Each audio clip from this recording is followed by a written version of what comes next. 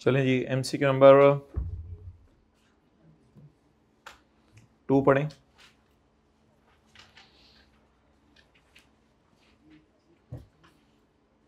जल्दी करें।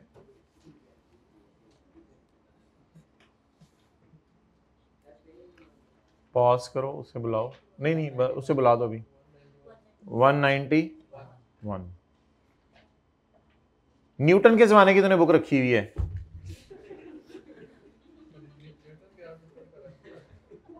जल्दी बताएं भाई, जल्दी बताएं।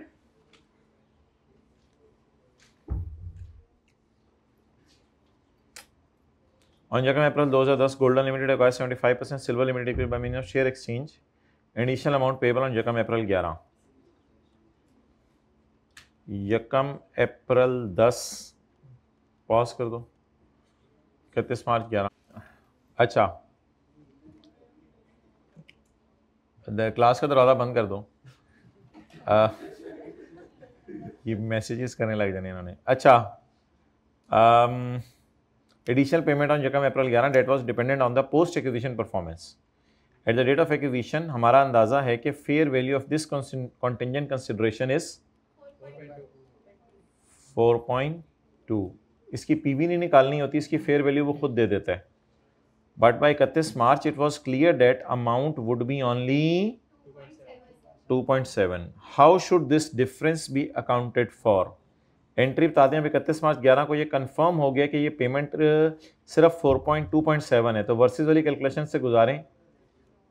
पेएबल डेबिट कितने से और अदर इनकम क्रेडिट कितने से, कहाँ जाएगी? सीआरई में, D.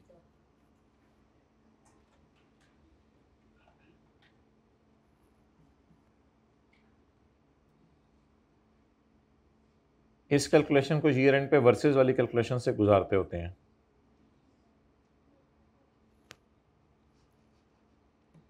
Okay,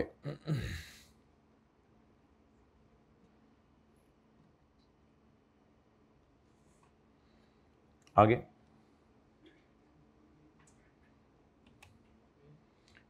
Parveen acquired 60% of the 18 million rupees 10 ordinary shares of Sidra Limited for 432 million. Sidra had accumulated profits on Jakam January इतने and during the year made a profit of 108. Fair value of NCI is इतने। What is the total goodwill that should appear at 31 December 2018? On 31 जुलाई 18, साल ख़त्म होने से 5 महीने पहले, Parveen acquired 60% of 18 million ordinary shares of Sidra। 60% of 18 million यानी total share capital कितना है? इधर तो टोटल ही आता है ना, 60% ऑफ 18 मिलियन, इधर तो टोटल आता है ना एडजस्टमेंट अकाउंट में। थोड़ा फाइनल अकाउंट और आई स्टेटमेंट से तो नहीं चढ़ा हुआ दिमाग पे, उसका जंग उतारें तो फिर नजर आएगा। For a sum of 432 million, चलो रिवीजन हो रही है। 432 million Sidra had accumulated earning of paid. Opening आ रही, मैंने क्या करनी है? वर्किंग 6S ओपनिंग आ रही 360, पैट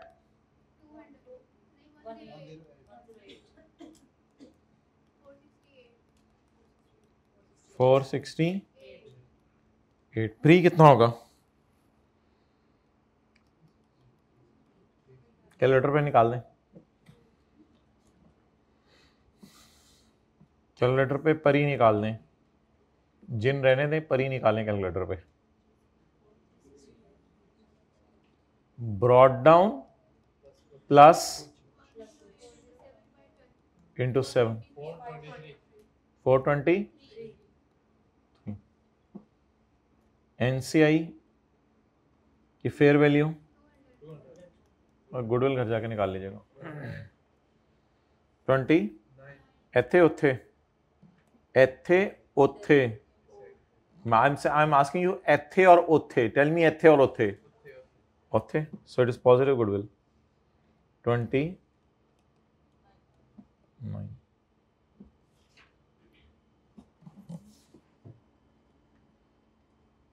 प्रोपोर्शनेट शेयर क्यों नहीं निकाला?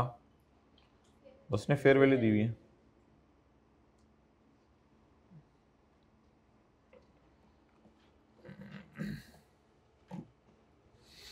ओके, पॉइंट नंबर 4,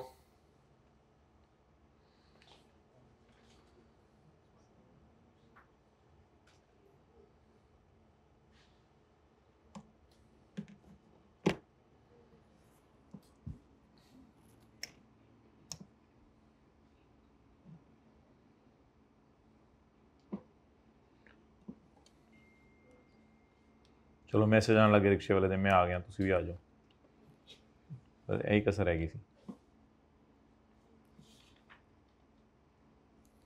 अब बता दें जो जो भी आपको लेने आता है, कि अगर मुझे लेके जाना होता है तो बाहर ही खड़े रहा करो, मैं जब फिर प्रोग्राम हुआ मैं निकल आया करूँगा। अब दिन बहुत थोड़े रह गए हैं।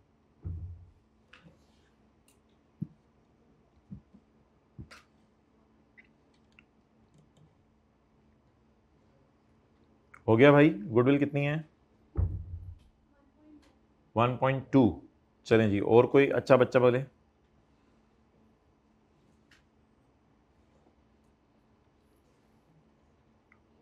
ऑप्शन कौन सी?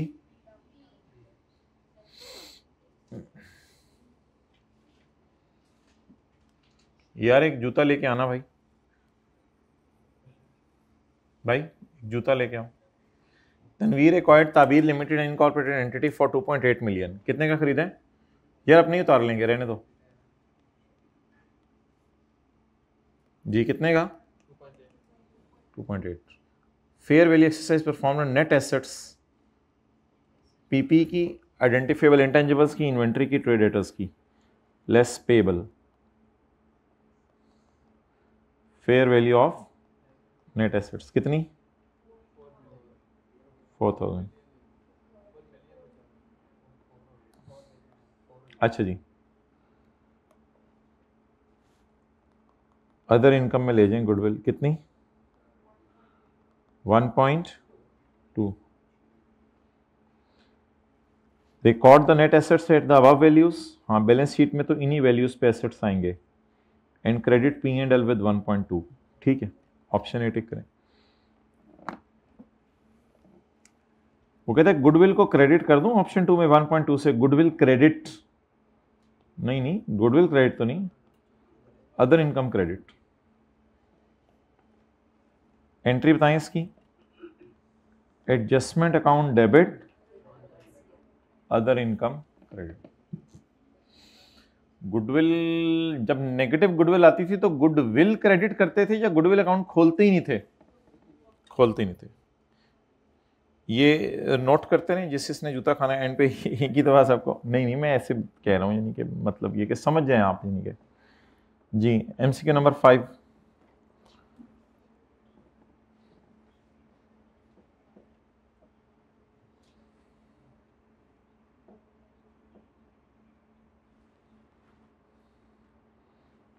ये हाइब्रिड वाला ने ज़रा मुझे आज बताना है क्लास के बाद आगे कि इनको फिजिकल में बुलाया जाता है, क्यों नहीं आते? अब आप कह रहे होंगे सारी क्लासों में फिर बुलाया करें, लेकिन फिर भी इसमें अगर बुलाया जाता है तो क्यों नहीं आते? मुझे आज तक रीज़न नहीं समझ आई इसकी। Sunshine limited acquired 80% of the share capital of Sunflower on यकम जनवरी 11।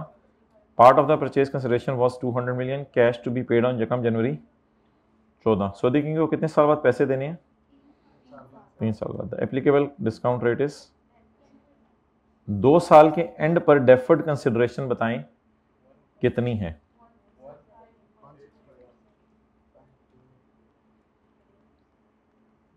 पेएबल। आज मैं इस एडजस्टमेंट को कर रहा हूँ वो डीकमीशनिंग की तरह जी। 200 इंटू 1.1 रेज टू पार -3 जी। बोलें 250.26। ओके, अब यार इन्हों बाहर कटो यार, इसको जूता नहीं मारना। इसको ऑप्शन ए पुत्र, ये यकम जनवरी 11 है। आप फाइनेंस कॉस्ट डालें इसमें नए तरीके से। पुराना तरीका आपको आता है 150.3 इंटू 10%, ये पुराना तरीका है। नए तरीके से चलें, 200 इंटू 1.1 रेज टू पावर -2, यकम जनवरी 31/12/11 पॉइंट।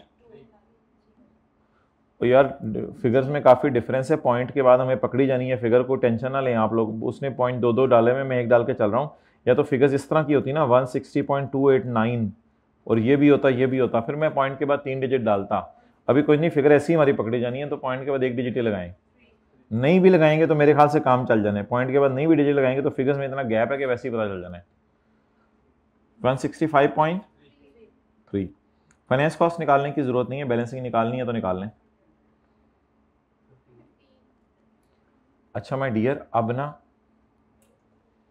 ये एंट्रीज करने की आदत डालें इस तरह, सऊदी किंग वाली।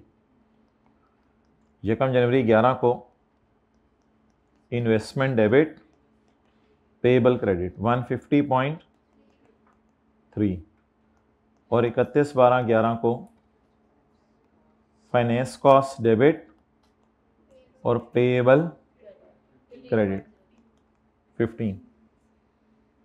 अब ये एंट्रीज इस तरह शक करने की आदत डालें, क्योंकि आप तो डीकमीशनिंग सीख ली है, लेकिन स्टिल हमारी रिक्वायरमेंट कुछ और है। हमारी रिक्वायरमेंट है 31/12/12।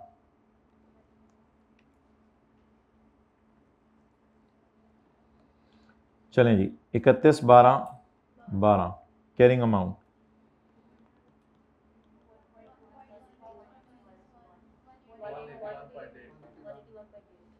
बस ये ऑप्शन है। बाकी इंटरेस्ट अगर आपने निकालना है तो उसको बैलेंसिंग आप निकाल सकते हैं। तो लिखें सऊदी किंग का पेएबल भी प्रोविजन के तरीके से कैलकुलेट हो सकता है।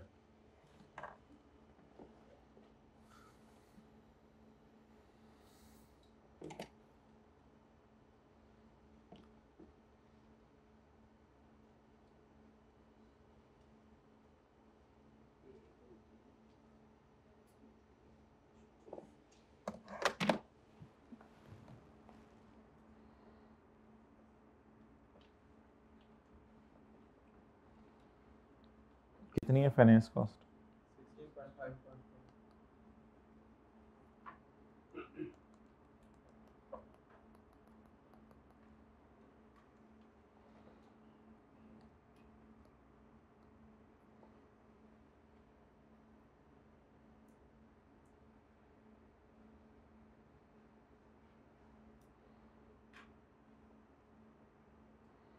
मेरे ख्याल से ये सारा करने की बजाय अगर हम इस तरह सोच लेते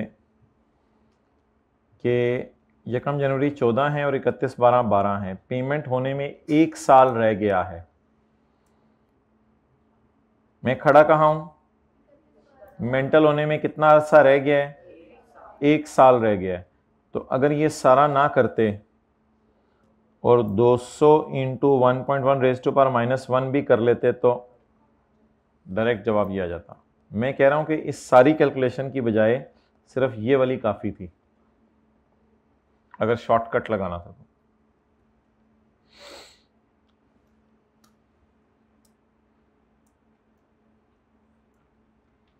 अच्छा, अगले में मैं आपका टाइम सेव कर रहा हूं। ऑन यकम मार्च 2019, साल ख़त्म होने से नहीं, ये रन बताया हुआ। चलिए, ऑन यकम मार्च 2019, हो सकता है आगे मिल जाए। काजिस acquired 70% shares of capital of Hijazi Limited at a cost of 387 million. At that date, the fair value of net assets were 450. Transaction cost for acquisition was, याद है प्रोफेशनल फीस CRE में आती थी डेबिट साइड पे। Qazi has decided to account for the business combination using the full goodwill method. Full goodwill का मतलब होता था कि NCI को फेयर वैल्यू पे रखो by attributing some goodwill to NCI, यानी NCI को फेयर वैल्यू पे रखो। It is estimated that at यकम March 19 the fair value of NCI was 153 और गुडविल क्या आ जानी थी? Balancing 90।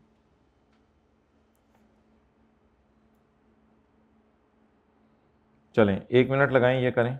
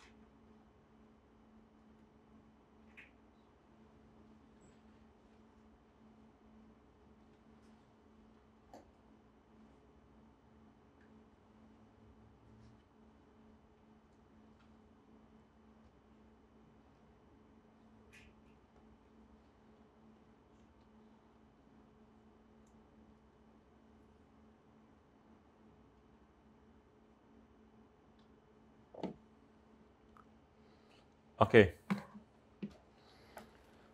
Sound Limited obtained 60% of rupees 60% holding in the 10 million rupees 10 shares. अच्छा, शेयर कैपिटल फिर कितना है? 100 मिलियन। क्योंकि ये 10 मिलियन के साथ रुपीज़ नहीं लिखा हुआ, तो 10 मिलियन क्वांटिटी है। तो शेयर कैपिटल कितना है सब्सिडरी का? साल के पहले दिन, व्हेन द RE वाज 850, तो ये प्री गिवन है। तो 10 मिलियन में से कितने शेयर? 60%, यानी कितने? 6 मिलियन। कंसिडरेशन का प्राइस 250 मिलियन कैश, थोड़े से पैसे ले लो। 400 मिलियन कितने अरसे बाद? 1 साल बाद। और हमारा एक शेयर तुम्हारे इन 1 शेयर इन साउंड, हमारा एक शेयर तुम्हारे 2 शेयर के बदले में। डिस्काउंट रेट दिया हुआ है और मार्केट वैल्यू भी शेयर्स की दी हुई है, बाकी एनसीआई की फेयर वैल्यू दी हुई है, बस कुछ भी नहीं रह गया।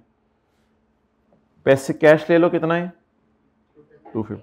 ले लेना कितना है? 400। इसको डिस्काउंट किया तो शेयर, हमने कितने शेयर खरीदे? 6 डिवाइड बाय एस ज़रब पी, 6 डिवाइड बाय 2 ज़रब, हमारे कितने शेयर्स? 3। तो 3 ज़रब 23 की एंट्री बताएं। Investment debit, share capital and share premium credit. आप बता दें व्हाट इज इन्वेस्टमेंट? 689। बाकी इसे टी काउंट वगैरह में डाल के वो तो आप सारा कर लेंगे खुद।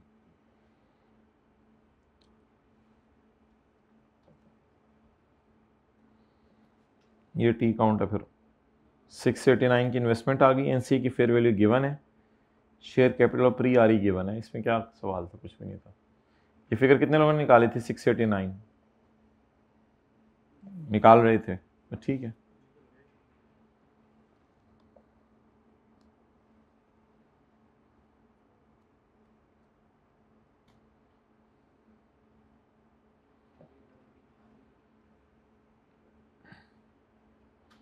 ये लो भाई पूरा सॉल्यूशन, एमसीक्यू नंबर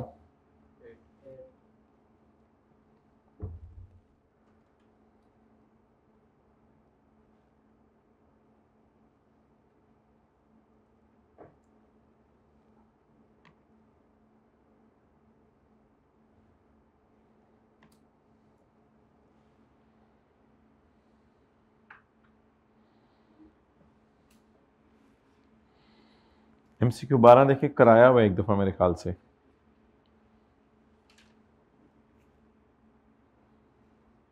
किया हुआ नहीं किया हुआ?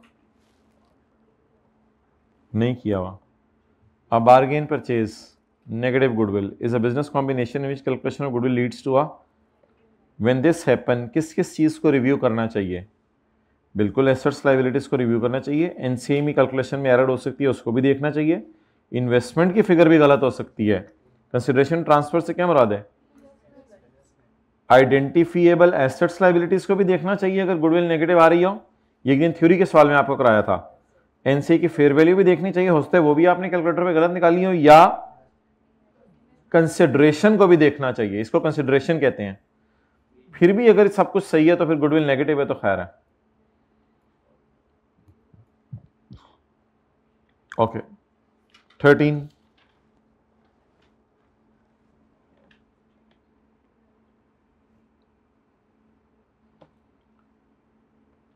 Unrealise profit. सवाल ने बताया तो नहीं कि P2S है या S2P है।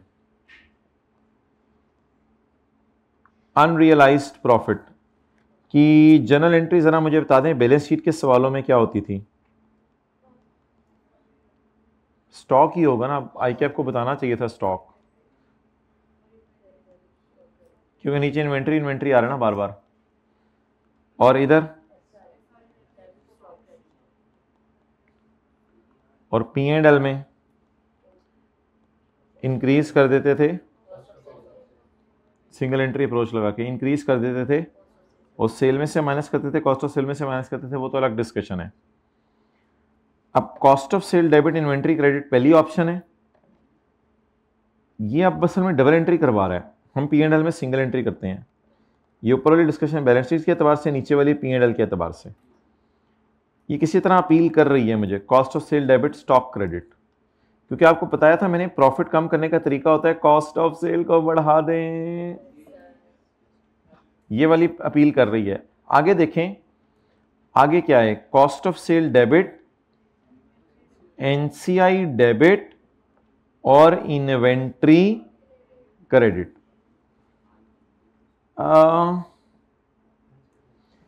यार ये जो है ना, इसमें फिर जो है ना ये सही नहीं है। अगर ये आपने करनी है ना तो ये फिर इस तरह करेंगे आप, cost of sale debit, NCI debit, inventory credit नहीं। वो फिर अगर ये वाला सिनेरियो है, अगर ये वाला सिनेरियो है तो आप इसकी एंट्री करेंगे CRE डेबिट स्टॉक क्रेडिट, जो कि ये नहीं है। और अगर इधर आपने एंट्री करनी है तो बेसिकली SRE हिट नहीं हो रहा, SRE ने गिरने जाके CRE, और अगर आपने NCI को बीच में डालना है तो फिर ये एंट्री सही है, फिर कॉस्ट ऑफ सेल डेबिट ना करें, फिर CRE NCI डेबिट करके स्टॉक क्रेडिट कर दें। ये इस एंट्री का मॉडिफाइड वर्जन लिख रहा हूं आपके सामने, अजीब किस्म की ऑप्शंस दी हुई हैं। और तीसरी ऑप्शन ये इन्वेंट्री डेबिट, ये तो पहले ही निकाल देना, इन्वेंट्री डेबिट तो करनी नहीं होती। अगर प्रॉफिट है आपस का, प्रॉफिट है आपस का, तो इन्वेंट्री क्या करनी होती है, क्रेडिट। और चौथी ऑप्शन भी निकाल दें, इन्वेंट्री डेबिट तो करनी ही नहीं। ये बड़ी अजीब सी ऑप्शन उसने दी थी। ओके चलें जी, MCQ नंबर 14 पढ़ें।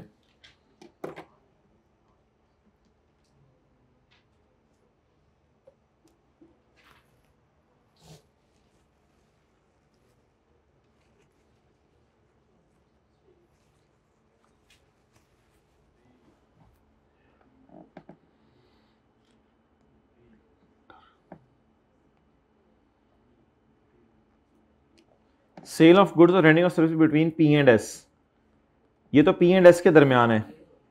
अच्छा, transfer of non current assets between P&S, payment of dividend by subsidiary obviously to, ये भी P&S के दरमियान है। Payment of dividend by parent company to Babaji Rahmat Rashid and that, ये ओनली P की बैलेंस शीट में आती है। ये एंट्री दोनों की किताबों में होती है, ये एंट्री दोनों की किताबों में होती है, ये एंट्री दोनों की किताबों में होती है। ये एंट्री सिर्फ किसकी किताबों में होती है, इंटर ग्रुप पूछ रहे या इंट्रा ग्रुप? अगर इंटर ग्रुप पूछ रहे तो ये, और अगर इंट्रा ग्रुप पूछ रहे तो विच, अच्छा intra group, sorry which is not an intra group. अच्छा ये इंट्रा, इंट्रा का लफ्ज का मतलब देखें, इंट्रा विद इन है, इंट्रा के लफ्ज का मतलब देखें,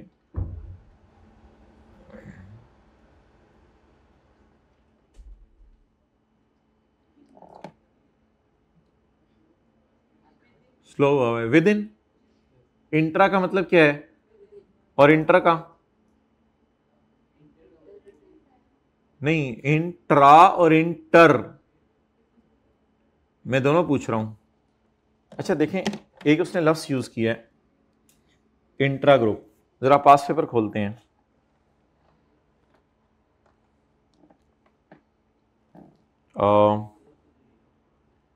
किधर है? एक मिनट एक मिनट एक मिनट एक मिनट एक मिनट, किधर है वो?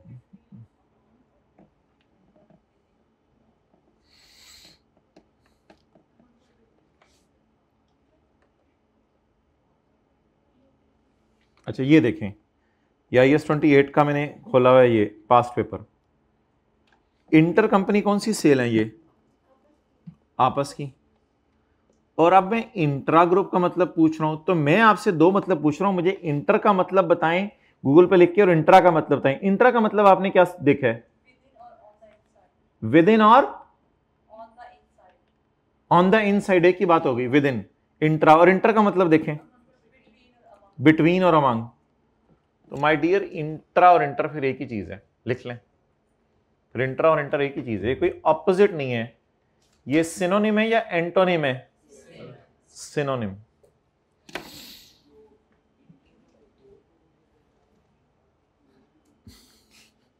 लेकिन है तो विद इन ना, आपस में ना, वो तो जो भी हो, है तो विद इन।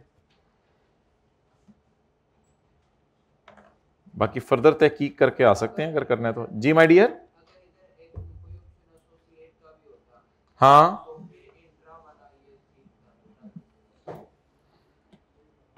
इस पे बात कर लो मेरे साथ क्लास के बाद, मैं फिर डिस्कशन कर लेते हैं। लेकिन मोर और less both have the same meaning, between और अच्छा, which is not intra group, because these three are intra group या इंटर ग्रुप, एक ही बात है फिर। अच्छा जी, MCQ नंबर 15। ठीक है भाई, जो मर्जी कर लो यार। MCQ नंबर 15 भी कोई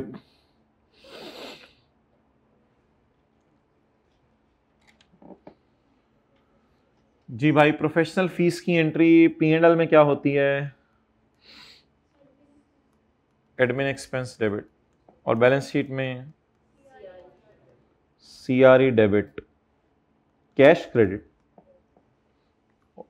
वो गलती से असल में इन्वेस्टमेंट में जा चुका होता था तो उसको हम CRE में डाल देते थे, वो तो अलग बात है।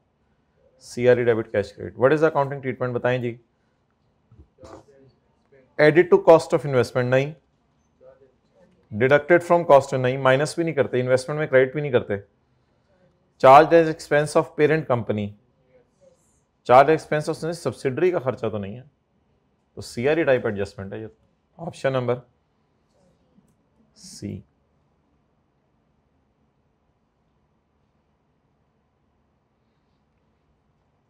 Varisha has an 80% subsidiary Irfan limited. Varisha की एक 18% subsidiary Irfan limited. In the last month of the year Varisha Limited sold inventory to Irfan Limited for 21.6 million, having making a markup of 20% on cost. तो sold कितना?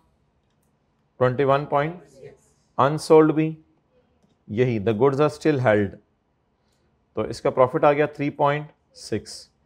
If Varisha has inventory balance of 162 and Irfan has 108, ये P की balance sheet में stock आ रहा है और ये S की बैलेंस शीट में स्टॉक आ रहा है, तो अब इसकी एंट्री पोस्ट करने वाली रहेगी है CRE या SRE जो भी है, डेबिट और स्टॉक क्रेडिट, तो 266.4। इसमें कैसी चीज नहीं थी आपके सोचने वाली हो, तो ये जरा करें भाई।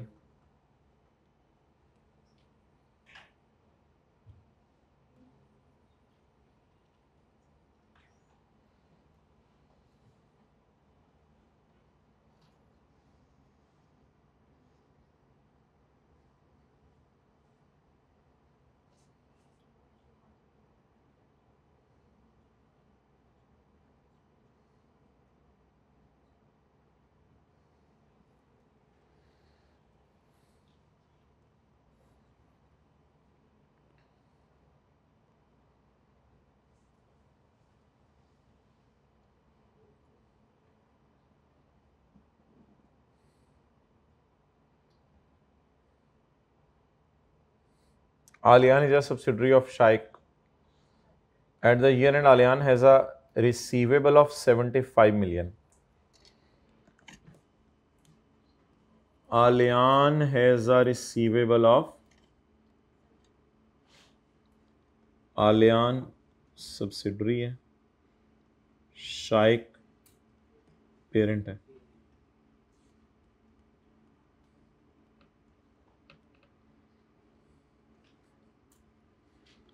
Allianz is a subsidiary of Shaikh. At year end, Allianz has a receivable of 75.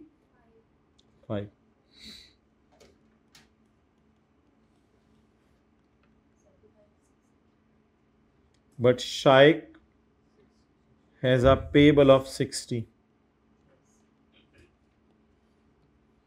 Which of the following two reasons might explain the difference? Which of the following, इन दो में से कौन सी ऐसी रीज़न है जो डिफरेंस को एक्सप्लेन करेगी?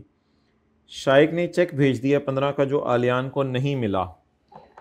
शाइक ने चेक भेजकर लाइबिलिटी कम कर ली हुई है जो इसको नहीं मिला. हाँ हाँ हाँ हाँ बिल्कुल ठीक है, ये रीज़न हो सकती है, ये रीज़न हो सकती है. अच्छा, आलियान ने 15 की चीज़ें भेजी हैं तो इसने रिसीवेबल बढ़ा लिया है 15 से, जो अभी शाइक को नहीं मिली, लास्ट डे को भेजी है ना इसलिए नहीं मिली, तो इसको नहीं मिली. हाँ ठीक है, इसने अपना पेबल नहीं बढ़ाया हुआ, ये भी रीज़न हो सकती है. Both may be the reason. कितने लोग इसी नतीजे पे पहुंचे थे? दोबारा जरा पढ़ लें.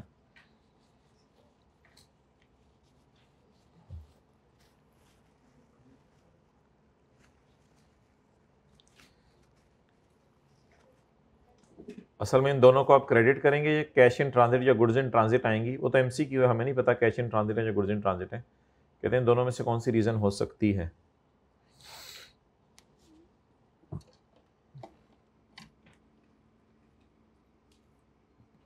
चलें जी. 20 A parent company sold goods to its wholly owned subsidiary for 18, representing cost plus 20%.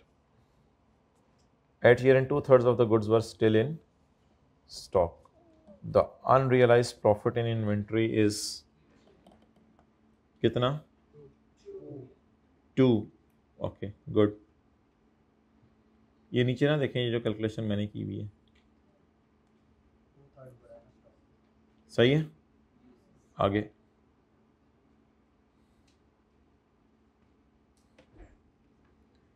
ABC Limited buys goods from its 75% subsidiary XYZ Limited. ठीक है, पेरेंट ने सब्सिडी से खरीदी है. Subsidiary earns a markup of 25% on such transactions. As the group year end had not taken delivery of goods,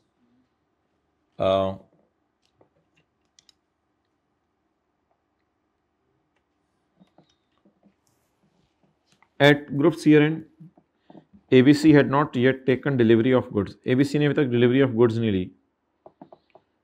At a sales value of 10 million, which were dispatched by XYZ. What would be the balance in inventory in balance sheet of this transaction at year end? ABC buys goods. Parent खरीदता है चीज़ें अपनी subsidiary से. Parent कमाता है 25% on such transaction. Year and के ऊपर parent ने अभी तक डिलीवरी नहीं ली. इसका मतलब है कि सब्सिडरी चीज़ें भेज चुकी है, पेरेंट ने अभी तक डिलीवरी नहीं ली. तो सब्सिडरी की किताबों में रिसीवेबल नज़र आ रहा होगा. तो सब्सिडरी को चाहिए रिसीवेबल ख़त्म करे. पेरेंट ने अभी तक डिलीवरी नहीं ली तो उसकी किताबों में पेएबल नज़र नहीं आ रहा होगा. तो इसका मतलब है गुड्स हैं इन, ये एंट्री किए बगैर भी पता चल रहा था कि गुड्स इन ट्रांजिट है. ये एंट्री तो मैंने टाइम ज़ाया करने के लिए की. रिसीवेबल क्रेडिट क्यों किया है? क्योंकि अभी तक सब्सिडरी ने डिलीवरी नहीं ली, उसका पेरेंट ने डिलीवरी नहीं ली. सब्सिडरी ने तो रिसीवेबल बुक कर लिया होगा, तो बुक कर किया होगा, उसे मैंने कैंसिल किया. और इस एंट्री में आपको याद है कि वो भी करना होता है, साथ आपस का प्रॉफिट भी कैंसिल करना होता है. तो SRE debit stock 10 divided by on the markup into 2. What would be the balance in inventory account in consolidated balance sheet? Goods in transit debit, stock credit. इधर P का आएगा, इधर S का आएगा, गुड्स इन ट्रांजिट नजर आएंगी minus inventory, ये 10 इधर चला जाएगा स्टॉक में और ये 2 इधर चला जाएगा। नोट कर लें, P plus S plus 10 minus 2।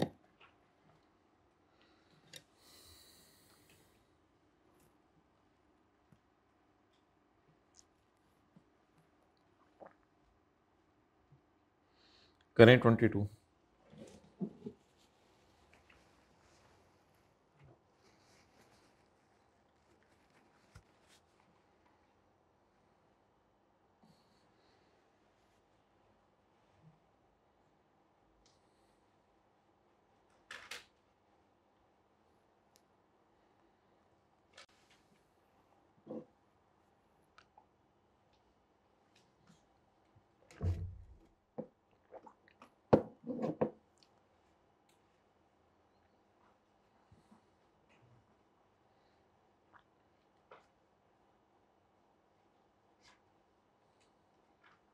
हाँ जी, कौन सी ऑप्शन है?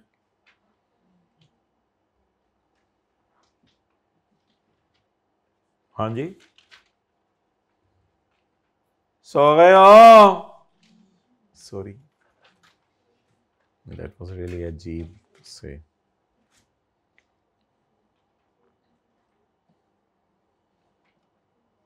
हाँ जी, कौन सी ऑप्शन है? बड़ा बनता है तू, बोलना अब। कॉमन रूम में, लाइब्रेरी में तो बड़ा लगा होता है, साइंसें फिलॉसफियाँ अपनी शो करने झाड़ने, इधर तो चुप करके बैठा हुआ है। कौन सी ऑप्शन है? उसने कहा चलो बिल्ली के गले में घंटी तो बांधे। जी, कौन सी ऑप्शन है? डी तो तुमने पीछे से देखी है ना, सही वाली बताओ। Thal limited owns 80% of the ordinary share capital. Thal limited own करे 80% of ordinary share capital of Cholistan limited at year end 28 February 2011। The Thal limited payables. Thal limited कौन है?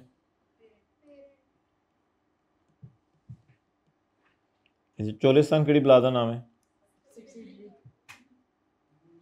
चोल चावल पंजाबी में। एट ईयर एंड थल पेएबल इंक्लूड। थल तेरे पेएबल्स में कितना पड़ा हुआ है? इन respect of inventory sold by Cholistan. Cholistan ने क्या किया था? इन्वेंट्री, चोलिस्तान ने इन्वेंट्री बेची थी, तो वो थल के पेएबल्स में पड़ी हुई है। Cholistan receivables include 6.7 in respect of inventory sold to Thal. बात तो वही है, ये कोई नई चीज नहीं है। उधर क्या लिखा हुआ था? सोल्ड बाय चोलिस्तान, चोलिस्तान ने बेची थी, और इधर क्या लिखा हुआ है? Sold to Thal. बात तो वही है, ये कोई ऐसी अजीब चीजें तो नहीं है। रिसीवेबल्स में कितना पड़ा हुआ है? 6.7। साल खत्म होने से 2 दिन पहले थल sent a payment of 3.1 which was not recorded by later। इसने 3.1 भेज दिया है, इसलिए तो इसका पेबल कम है। इसने 3.1 भेज दिया है, कॉन्सेप्ट को अंदर जाने दिया करें ना, जैसे पानी पीने के बाद थोड़ा वेट करते हैं अगले घूंट तक। अब वेट कर रहे थे, मैं आगे बोलूं। 2 days before the year and थल सेंट अ चेक ऑफ 3.1। तो थल ने फिर अपना पेबल 3.1 से कम किया हुआ है ना। Yes yes, that was not recorded by later, और उसको अभी तक रिसीव नहीं हुआ। तो बहरहाल एंट्रीज क्या करेंगे? रिसीवेबल ख़त्म करें किताबों से, पेएबल ख़त्म करें किताबों से, कैश इन 3.1, कैश में 2.325 डाल दो, हमें डॉगी ने काटा है। 3.1 पेएबल्स में डाल दो, ओ पागल, पेएबल कैंसिल करने होते हैं, डाल दो। 3.1 को इन्वेंट्रीज में डाल दो, दीवाने इन्वेंट्रीज कहाँ से आ गई इस सवाल में। 3.1 को कैश में डाल दो, हाँ ये चीज मेरे अजीज डाल देते हैं। हर्षिद समझते मैनू भी आ गई सी, पता नहीं हुंदा क्यों नहीं, पिछले मैं एंट्री नहीं की सी, ऑप्शंस नहीं पढ़िया सी। चल अगे ट्राई करिए, तो साइड ते हो जा, तंग ना करिया कर यार, रोजाना ही आ जाना। अच्छा अब ये बड़े बड़े हैं, मैं आपको नहीं करा रहा, इस तरह की क्लास में सारे करवाए हुए हैं, उसमें कोई ऐसी परेशानी वाली बात नहीं है। अच्छा जी ये करें जी 33। अल्लाह अकबर, नहीं यार रहने दें, चाय पी के क्या करना है, इसको बहुत ज़्यादा हाजत है तो हाथ खड़ा कर दें। अच्छा नहीं चलो दे दें, अहसान को दे दें, एंड पे बैठे हैं। बताएं जी, which would result in an unrealised profit within a group.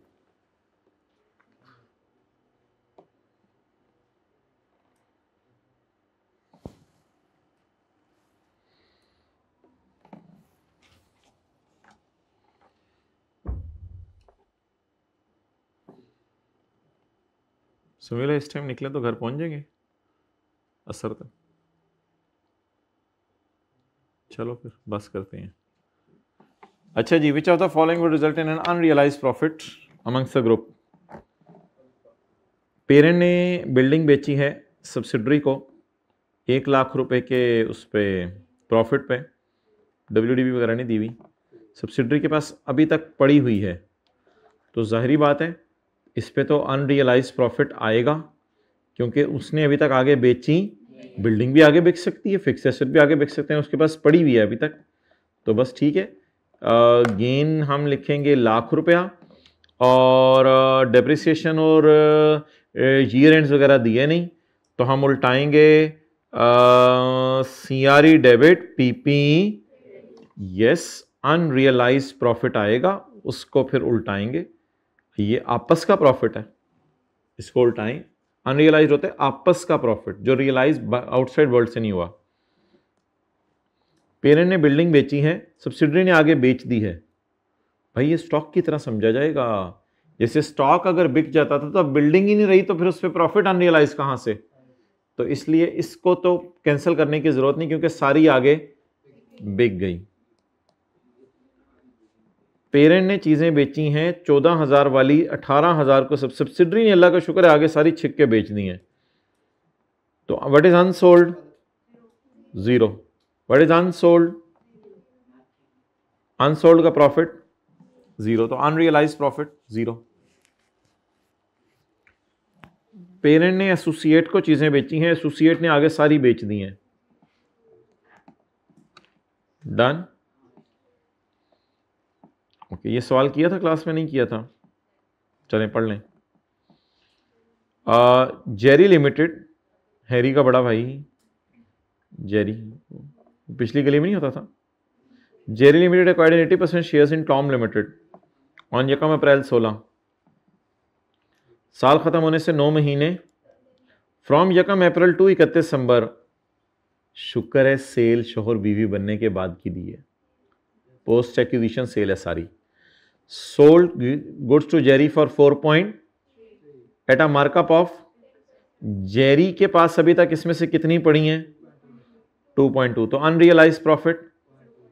The statement of comprehensive income showed a cost of sale of इतने, ये किसकी कॉस्ट ऑफ सेल, पी की, ये किसकी कॉस्ट ऑफ सेल, एस की कॉस्ट ऑफ सेल पे छुरी लगानी थी, ये असल में कॉन्सेप्ट था। अच्छा इसके बाद ट्राइंगुलर अप्रोच, सेल में से माइनस कर दो 4.3 और कॉस्ट ऑफ सेल में से भी माइनस कर दो 4 पॉइंट, जमा 0.2, ये सेल तो मैंने ऐसे ही डाली हुई है, ये तो आपके समझने के लिए डाली हुई है, सेल तो नहीं डालनी थी। तो ट्राइंगुलर अप्रोच है ये, नोट कर लो। सेल तो नहीं, सेल तो मैंने आपके समझने के लिए डाली है, काटें, सेल आपके समझने के लिए डाली थी। असल में मुझे क्या चाहिए, कॉस्ट ऑफ सेल। प्रोसेसर स्लो गए इनके समीला। ये पी की कॉस्ट ऑफ सेल, ये एस की कॉस्ट ऑफ सेल, ये इस पे छुरी चलाई, और ये एडजस्टमेंट की ट्राइंगुलर अप्रोच वाली। जी जी जी जी हाँ।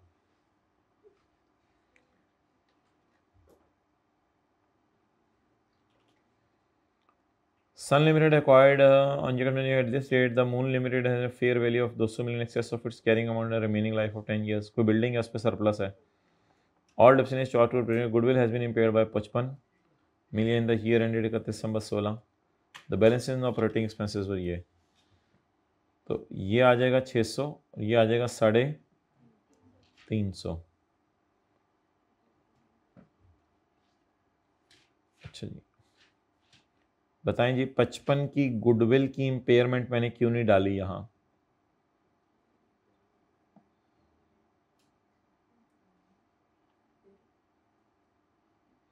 सिर्फ डेप्रिसिएशन क्यों डाली है?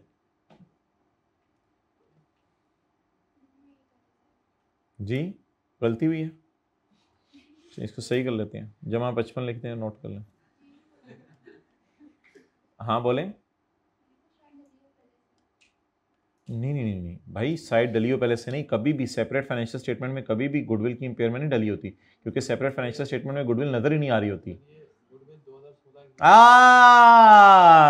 ये चीज मेरे अजीज, P&L बनता है फॉर द, ये चीजें किस साल की हैं? इस साल की। ये चीजें किस साल की हैं? हमारे साल की, हमारे साल की फॉर द ईयर। ये हमारे साल के ऑपरेटिंग एक्सपेंसेस, ये हमारे साल के ऑपरेटिंग एक्सपेंसेस। डेप्रिसिएशन तो अल्लाह का शुक्र है 10 साल तक हर साल आएगी, लेकिन ये इंपेयरमेंट बोंगे ने किस साल, 2 साल पहले खरीदा है हमने, 2 साल पहले शादी हुई है, तो ये तो पिछले साल की शादी के मसाइल है ना। तो बैलेंस शीट में क्या जाता है? एज ऑन, और P&L में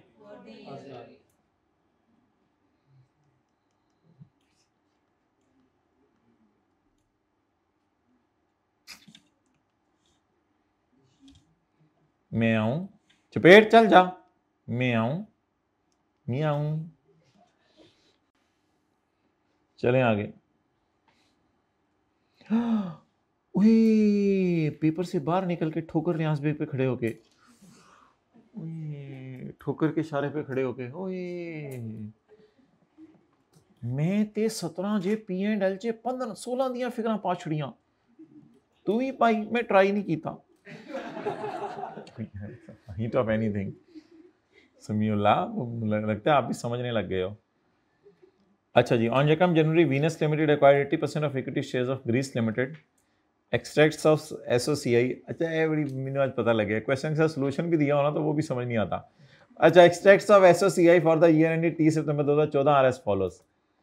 वीनस की सेल और कॉस्ट ऑफ सेल दी हुई है, ग्रीस की सेल और कॉस्ट ऑफ सेल दी हुई है। ग्रीस की गाड़ियों वाली sales from Venus to Greece throughout the year are throughout the year to 30 September had consistently been 8 lakh. भाई आपस की सेल कौन सी कैंसिल करनी है? 30 सितंबर 14 से 1 जनवरी 14 को मैंने एक्वायर किया है, तो माय डियर क्या पूरे साल की सेल कैंसिल करनी है या सिर्फ 9 मंथ्स की? तो मेरा ईयर एंड 30 सितंबर 14 है, शुरू कब हुआ होगा? 1 अक्टूबर 13, लेकिन मैंने बीवी को बीवी बनी कब? 1 जनवरी, तो 9 मंथ से आपस की सेल हो रही है। तो ये जरा मजे का था, 9 करना था, 12 नहीं करना था, आपस की सेल 9। बस आगे तो कोई मसला नहीं। अब अनसोल्ड कितनी है? ग्रीस हैड 1.5 ऑफ दीज, 7200 में से 1.5, तो बस सेल तो मांगी नहीं थी, नीचे मैंने लिख के काटी हुई है, सेल तो मांगी नहीं थी, क्या मांगी थी, सिर्फ कॉस्ट ऑफ सेल। तो ट्राइंगुलर अप्रोच लगानी थी माय डियर, ट्राइंगुलर अप्रोच। लेकिन एक गलती जो बार बार हो सकती थी, सेल और कॉस्ट ऑफ सेल को छुरी चलानी है, क्योंकि अगर छुरी है हाथ में तो है ही चलने के लिए, सेब पे, सेब पे। Haris Limited has owned 90% of subsidiary Faris Limited, but then purchased a 75% subsidiary Surya Limited. मुझे पता नहीं ये करना रहना है तो halfway through this year। अच्छा अच्छा अच्छा अच्छा अच्छा अच्छा, पहली वाली बीवी कई साल पहले की, ये वाली बीवी 6 महीने पहले। अच्छा अच्छा अच्छा अच्छा, दोनों सब्सिडरीज है माय डियर। वैसे 2 सब्सिडरी का सवाल हमारे सिलेबस में नहीं है, पता नहीं क्यों डाला हुआ है। तीनों की सेल दी हुई है, इसकी सेल पूरी डालेंगे, इसकी सेल भी पूरी डालेंगे, इसकी सेल 6/12, और आपस की सेल कैंसिल हो जाएगी, -30। ये क्या चक्कर है, ये तो कुछ भी आगे नहीं बिका, सारा आगे बिक गया, यानी कि अनसोल्ड कुछ भी नहीं पड़ा हुआ, तो क्यों मैंने माइनस किया हुआ 30? भाई ये तो कैंसिल करना है ना ट्राइंगुलर अप्रोच, ये सेल में से माइनस करना है, ये कॉस्ट ऑफ सेल में से माइनस करना है, और इसको कॉस्ट ऑफ सेल में डालना है, ये तो करना ही है ना। ये तो अभी आप ही की क्लास में ताज़ा ताज़ा सवाल हुआ था। ठीक है जी, अल्लाह हाफिज़।